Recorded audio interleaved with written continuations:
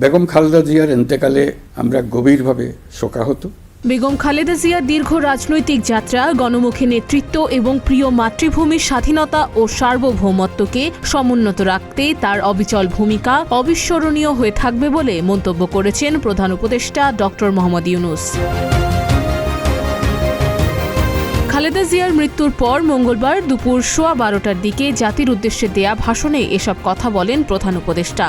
তিনি বলেন, এমন একজন মহান, দূরদর্শী ও নিখাদ দেশপ্রেমিক নেত্রীর শূন্যতা পূরণ হওয়ার নয়।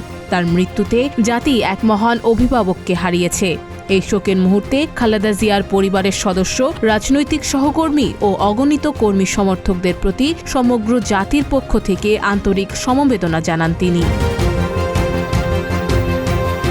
খালেদা জিয়া বাংলাদেশের রাজনীতিতে এক পরম মহিমান্বিত ব্যক্তিত্ব উল্লেখ করে প্রধান উপদেষ্টা বলেন, গণতন্ত্র, বহুদলীয় রাজনৈতিক সংস্কৃতি ও জনগণের অধিকার প্রতিষ্ঠার সংগ্রামে তার অসামান্য ভূমিকা ইতিহাসে অম্লান হয়ে থাকবে। স্বৈরাচার ও ফ্যাসিস্টদের বিরুদ্ধে তার আপোষহীন নেতৃত্ব বারবার জাতিকে গণতন্ত্রহীন পরিস্থিতি থেকে উত্তরণের পথ দেখিয়েছে, জুগিয়েছে মুক্তির প্রেরণা।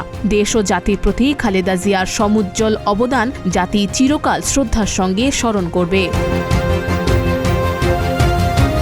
খালেদা জিয়ার বিদেহী আত্মার মাগফিরাত কামনা করে প্রধান উপদেষ্টা বলেন, আসুন আমরা সবাই যার যার অবস্থান থেকে মহান আল্লাহর দরবারে বেগম খালেদা জিয়ার বিদেহী আত্মার মাগফিরাত কামনা করি। একই সঙ্গে জাতির এই কঠিন সময়ে আমরা যেন ঐক্যবদ্ধ থাকি। ওই সময়ে কেউ যেন অস্থিতিশীল বা নাশকতার অপচেষ্টা চালাতে না পারে, সে বিষয়েও সবাইকে সজাগ থাকার আহ্বান জানান ডক্টর ইউনূস।